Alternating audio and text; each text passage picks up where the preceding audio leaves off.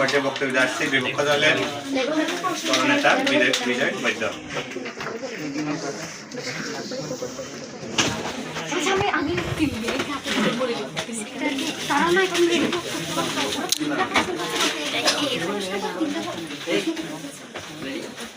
সাম্যের গান গাই, আমার চোখে পুরুষ রমণী কোনো ভেদাভেদ নাই।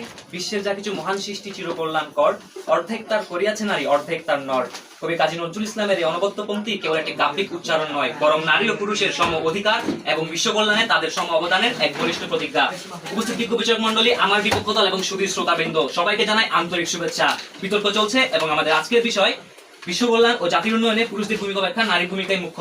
বাস্তবতার প্রেক্ষাপটে দাঁড়িয়ে আমি এবং আমার দল এই বিষয়ে বিপক্ষে বলছি এবং এই বিষয়ে তীব্র বিরোধিতা করছি। সভ্যতার সূচনা লগ্ন থেকে নারী ও পুরুষ সম্মিলিতভাবে মানব সমাজের অগ্রগতিতে অবদান রেখে চলেছে।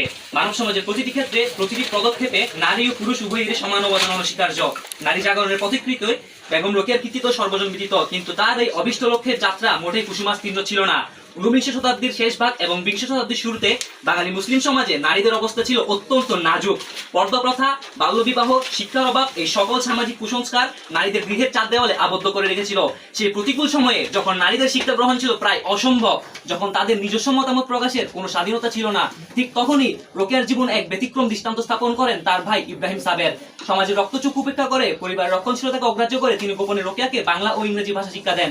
এই জ্ঞানার্জনের মাধ্যমে রোকেয়ার মানব জগতের দ্বার উন্মোচিত হয়। তিনি নতুন করে ভাবতে শিখেন, স্বপ্ন দেখতে শিখেন। এরপর রোকেয়ার জীবনে আরো এক আশীর্বাদ হয়ে আসেন তার স্বামী সৈয়দ সাখাওয়াত হোসেন। তিনি শুধু রোকেয়াকে বিয়ে করে ক্ষান্ত হননি, বরং সমাজের ভুকরুটি উপেক্ষা করে রোকেয়াকে সর্বাত্মক সহযোগিতা প্রদান করেছেন। তার দেওয়া অনুপ্রেরণা, আত্মবিশ্বাস এবং আর্থিক সহায়তা রোকেয়াকে সাহিত্য চর্চা এবং নারী প্রসারে আরো বেশি উৎসাহিত করে।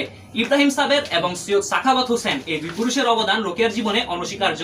তারা শুধু রোকেয়াকে শিক্ষিতই করেননি, বরং তার মধ্যে নারী জাগরণের যে বীজ ছিল তাকে অঙ্কুরিত ও বিকশিত হতে সাহায্য করেছিলেন। তাদের সহযোগিতা ছাড়া বেগম রোকেয়ার মতো একজন মহিষী নারীর আবির্ভাব হয়তো সম্ভব হতো না। এই দৃষ্টান্ত সুস্পষ্টভাবে প্রমাণ করে যে নারীর প্রগতিতে পুরুষের আনুকূল্য কতখানি অপরিহার্য। রোকেয়ার জীবনের এই দুই পুরুষের অবদান কেবল ব্যক্তিগত নয়, বরং তা তৎকালীন সমাজের প্রেক্ষাপটে এক উজ্জ্বল ব্যতিক্রম, যা নারী পুরুষের সম্মিলিত প্রচেষ্টার এক অনুপম উদাহরণ। পক্ষ দলের প্রথম ও তৃতীয় বক্তা জাতির উন্নয়নে কেবল মাতৃত্বের ভূমিকাকে ব্যাখ্যা করে গেলেন, কিন্তু আমি এই ক্ষেত্রে বলতে চাই মাতৃত্বের ভূমিকা সমানভাবে গুরুত্বপূর্ণ হলেও এক্ষেত্রে পুরুষেরও গুরুত্বপূর্ণ ভূমিকা রয়েছে। যদি কেবল মাতৃত্বের ভূমিকায় থাকতো তাহলে আজ কেন মোহাম্মদ সাফওয়ান আলম রিহেব সেন্টারে পড়ে আছেন? বলছি সাফওয়ান আলমের কথা, যার পিতা মোহাম্মদ শাহিদুল আলম, তিনি ট্রাস্ট ব্যাংকের একজন পরিচালক। তার মাতা সাবিনা ইয়াসমিন, তিনি একজন মিডিয়াম স্কুলের শিক্ষক। পিতা মাতা উভয়ই শিক্ষিত হওয়ার পরও ছেলে হয়েছেন ড্রাগ এডিক্ট, মাদকাসক্ত, সমাজের ভাবমূর্তি এবং জাতির কল্যাণের অগ্রগতিতে ভূমিকা রাখতে পারছেন না। এখানে লক্ষ্য করুন প্রতিপক্ষ তিনি কিন্তু মাতা পিতা উভয়কেই পেয়েছেন, পাওয়ার পরও তিনি হয়েছেন সমাজের বোঝা। অন্যদিকে আপনি শুধু মাতৃত্বের ভূমিকাকেই ব্যাখ্যা করে গেলেন। তবে আমি যদি বলি বিজ্ঞ প্রতিপক্ষ যে সমাজে এমন অনেক মানুষই রয়েছে যাদের মাই নেই, মা ছাড়া বড় হওয়া অনেক সন্তানই রয়েছে যারা সমাজের মধ্যে অনেক গুরুত্বপূর্ণ ভূমিকা রেখেছে। আমি কিছু উদাহরণ দিই আপনাকে। হুমায়ুন আহমেদ, জাফর ইকবাল, শেখ মুজিবুর রহমান, এমনকি আমাদের ডক্টর মোহাম্মদ ইউনুসও কিন্তু মাতৃত্বহীন। তিনি মা ছাড়া বড় হয়েছেন এবং সমাজের উন্নতিতে, অগ্রগতিতে অগ্রণী ভূমিকা রেখেছেন। তাহলে তাদের অস্তিত্বকে কি আপনি অস্বীকার করতে পারবেন? তিনি বড় হয়েছেন তার বাবার কাছে। আমার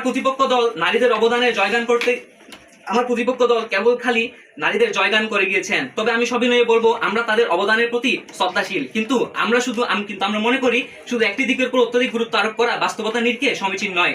নারী পুরুষ উভয়ের সম্মিলিত প্রচেষ্টাই বিশ্ব কল্যাণ ও জাতির উন্নয়নের মূল অনুঘটক। একটি উড়োজাহাজ যেমন একটি মাত্র ডানা দিয়ে উঠতে পারে না, তেমনি একটি সমাজ শুধু নারী অথবা পুরুষ দ্বারা পূর্ণতা লাভ করতে পারে না। আমি আমার প্রতিপক্ষ দলের কাছে কয়েকটি প্রশ্ন উপস্থাপন করতে চাই। আপনারা কি মনে করেন কেবল নারীদের একক প্রচেষ্টায় একটি দেশের অর্থনীতি সমৃদ্ধি লাভ করতে পারে? যদি না হয়, তাহলে পুরুষের অবদানকে অস্বীকার করা কি যুক্তিসঙ্গত? আপনারা কি এমন কোন ক্ষেত্র প্রতিপন্ন করতে পারবেন যেখানে শুধু একটি লিঙ্গের মানুষ এককভাবে কোনো বৃহৎ সাফল্য অর্জন করেছে? যদি না পারেন, তাহলে কেন আমরা শুধু একটি লিঙ্গের ভূমিকার উপর জোর দিচ্ছি? পরিশেষে আমি দায়িত্বহীন কণ্ঠে ব্যক্ত করতে চাই যে বিশ্ব কল্যাণ ও জাতির উন্নয়নে নারী এবং পুরুষের উভয়েরই ভূমিকা গুরুত্বপূর্ণ।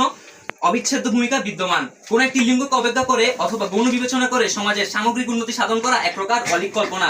আমরা বিশ্বাস করি মানব সমাজের প্রকৃত প্রগতি তখনই সম্ভব যখন নারী এবং পুরুষ কাঁধে কাঁধ মিলিয়ে পারস্পরিক শ্রদ্ধা ও সহযোগিতার ভিত্তিতে কাজ করবে। আমি আমার বুঝিবকতাকে সবাই অনুরোধ করব, আসুন আমরা সংকীর্ণ দৃষ্টিভঙ্গির ঊর্ধ্বে উঠি এবং বৃহত্তর প্রেক্ষাপটে বিষয়টির বিচার করি।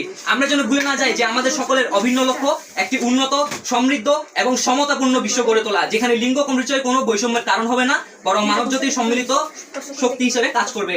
ধন্যবাদ মাননীয় মডারেটর, ধন্যবাদ সবাইকে।